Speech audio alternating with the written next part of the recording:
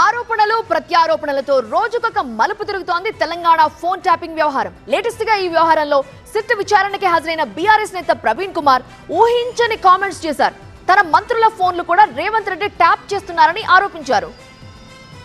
Phone tapping కేసులో twist ఇచ్చారు బీఆర్ఎస్ నేత ఆర్ఎస్ ప్రవీణ్ కుమార్. బీఆర్ఎస్ ప్రభుత్వం హయాంలో అక్రమంగా ఎలాంటి ఫోన్ ట్యాపింగ్ జరగలేదన్న ఆర్ఎస్ ప్రవీణ్ సీఎం రేవంత్ రెడ్డి మంత్రుల ఫోన్లు ట్యాప్ చేస్తున్నారని ఆరోపించారు ప్రవీణ్ కుమార్. అందుకోసం డార్క్ వెబ్సైట్ టూల్స్ ఉపయోగిస్తున్నారని ముఖ్యమంత్రి రేవంత్ రెడ్డిపై సిట్ కు ఫిర్యాదు చేసినట్టు చెప్పారు. ఫోన్ ట్యాపింగ్ కేసులో సిట్ ను పావుగా వాడుకుంటున్నారని ప్రభుత్వంపై విమర్శలు గుప్పించారు ప్రవీణ్ కుమార్.